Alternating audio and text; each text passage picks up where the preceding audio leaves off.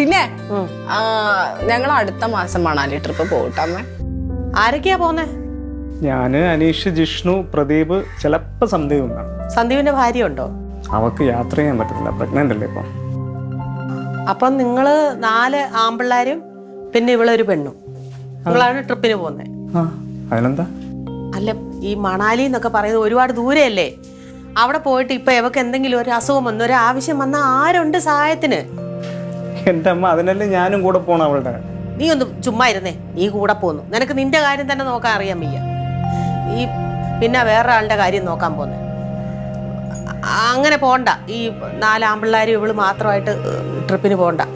എന്റെ പൊന്നമ്മ, അത് ആലോചിച്ച് വറീഡ് ആവണ്ട. ഇങ്ങനെ എന്നെ നോക്കിയില്ലെങ്കിലും അനീഷേട്ടനെ നോക്കിക്കോളും. അനീഷേട്ടൻ നല്ല ബ്രോ ആണ്.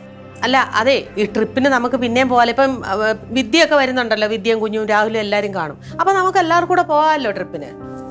അയ്യോ അമ്മ, മണാലി ട്രിപ്പ് പ്ലാൻ ചെയ്താ പിന്നെ വിദ്യേച്ചിക്ക് അടുത്ത വർഷമല്ലേ വരുള്ളൂ. അപ്പൊ നമുക്കൊന്നും കൂടി പോവാലോ അല്ലേ?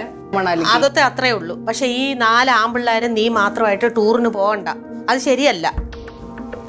അമ്മ, ഇപ്പൊ ഇങ്ങനെ പറഞ്ഞ എങ്ങനെ ശരിയാവും? ഞങ്ങളെല്ലാം പ്ലാൻ ചെയ്ത് വെച്ചിരിക്കും. ഒന്നില്ലേ ആ പയ്യന്മാരുടെയൊക്കെ ഭാര്യമാര് വേണം, അല്ലാതെ എങ്ങനെയാ പോകുന്നത്? അതിന് അവന്മാര് കെട്ടിയിട്ടില്ലല്ലോ. നീ കെട്ടിയല്ലോ ഇല്ലേ? അപ്പൊ നീ അത് മനസ്സിലാക്കിയാ മതി. പോണ്ടാന്ന് പറഞ്ഞാ പോണ്ടാന്ന്.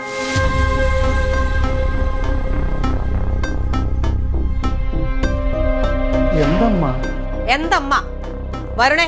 ഒരു കാര്യം നീ ഓർത്തോ, അമ്മ പറയുന്നതിൽ എന്തേലും കാര്യം കാണും. പോണ്ട, അത്രേ ഉള്ളൂ. വേറെ ഒന്നും എനിക്ക് പറയാനില്ല. അല്ല അമ്മ, പോടാ.